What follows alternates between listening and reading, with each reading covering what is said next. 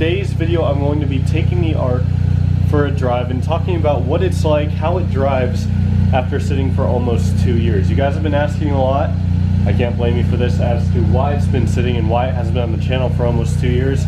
I'm not going to get into any details on what happened to it, where it's been, etc., etc. I just ask that you please stop asking. I'd really appreciate it. But as you can see, because it's been sitting for so long, it is super filthy, like really bad. But yeah, I've actually driven it quite a bit. I've put like 180 miles on it, if the camera will focus. Put about 180 miles on it since I got the radiator and everything in. If you guys haven't seen any of those videos, make sure to check them out. I'll be linking them up here in the top corner throughout the video. I'm going to talk about some of the things that I've noticed that aren't so good about the car since I started driving again, as well as some of the things that are still great and that are, you know, how they should be about the car. So with that being said, I'm going to head over to the car wash, so let's get in the car and get driving. All right, so like I said, I have put about 180 miles or so on the car since I got it back running again.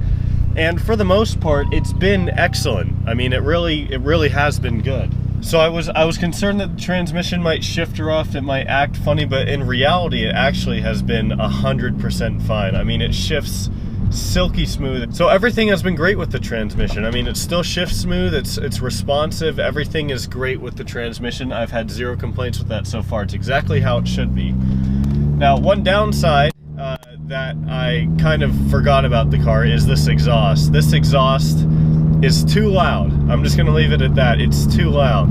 A lot of you have asked what exhaust it has on it. I'm gonna go ahead and leave a link up here where you guys can see what exact exhaust it has on it, a video of it getting installed and everything. It's actually a custom setup. It's a turboback system with an AP high flow catalytic converter and an AP resonator. No mufflers. So it'll get you those good burbles and backfires, and you can hear the turbo quite a bit. But I'm cruising at 55 right now and it just drones.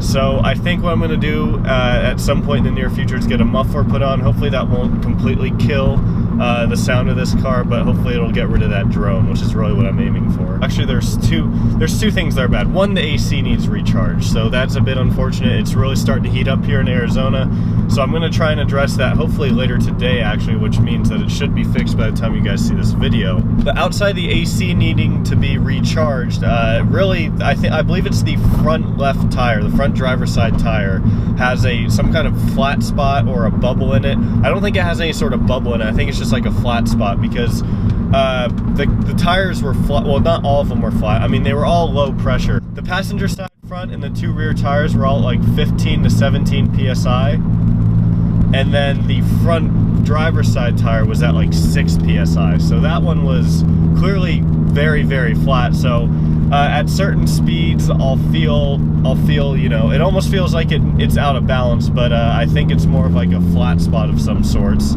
Although there's nothing super noticeable just by looking at the tire. In terms of the car's get up and go, it's still got it. Although this reminds me even more now that I have the Turbo X, and the Turbo X has that DO88 intercooler. This reminds me, and it frustrates me so much that I never did an intercooler on this car. So intercooler, not right now, but sometime in the near future, hopefully, maybe by the end of the summer, will be the first mod that'll come to this car. Heat soak is real, guys. I mean, when it first warms up, I can get on it a couple times and get the boost gauge to max out in the red, which is so satisfying to see.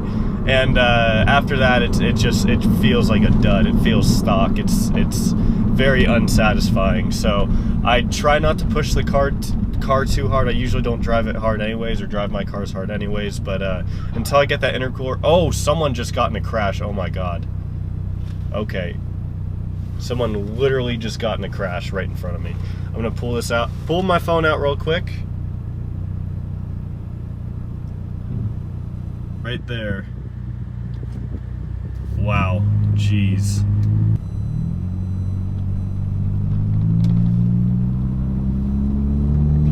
Two SUVs, one of the car's side airbags went off. Looks like everyone's okay though, that's good.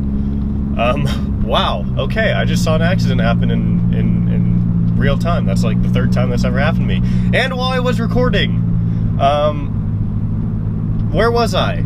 I think the biggest reason I'm glad to have this car back, not only on the channel, but in my life and being able to drive, is the fuel economy. I mean, I've averaged 27 miles per gallon so far. Compared to the Turbo X's 20-ish, I'd say that's pretty dang good. I am still running on that old gas though, and speaking of that, I have had some misfires a couple times when I've gotten on it, although I do remember it having that problem before. It's really just playing like Russian roulette with a bunch of coil packs that I have until the problem goes away. I'll probably do that in some future video too, but it's nothing major. It's only every now and then when I really get on it, it'll misfire. But like driving it right now, besides the certain speeds where the car shakes a little bit from that tire bubble or the flat spot in the tire, it drives perfectly fine. I mean, it's great. I'm super happy with it so far. I don't really have much else to say. I mean, initially when I mentioned doing this video, I was saying that I would do like my literal first drive in the car, and I kind of got a little bit impatient. I ended up taking it out at like 11 o'clock at night and just driving it for like 2 hours. So I couldn't really film then, obviously, and the car still needed a couple things before I was ready to like put it on camera, me driving it. Hopefully she stays good to me. I'm gonna get to the car wash now. We're gonna do a little like YouTube editing trick where all of a sudden I'm at the car wash. So see you guys in a minute.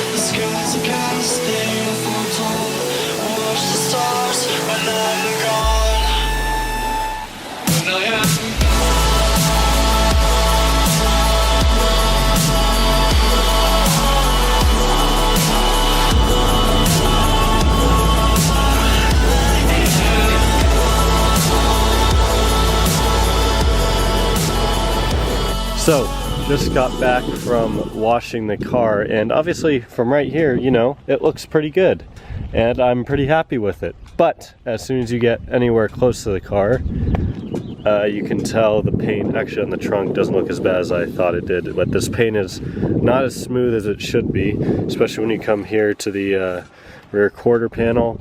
And these two doors, right on this spot right here, the whole way across here, not smooth at all, and it's really dull. The paint is really dull. So, needless to say, that fender is pretty bad too, actually. But needless to say, this car is definitely going to get some love in the paint department. So yeah, it's a little bit windy right now. Hopefully it's not messing up the audio too much. That's it for today, guys. If you enjoyed this video, give it a thumbs up. Definitely not done with this car yet. There's still a lot cosmetically that needs to be done. I also have an aero spoiler, which some of you probably already know. I have an aero front lip spoiler courtesy of Saab parts that'll be going on soon. So with that being said, I'm done for today. Thank you all so much for watching. I'll see you next time.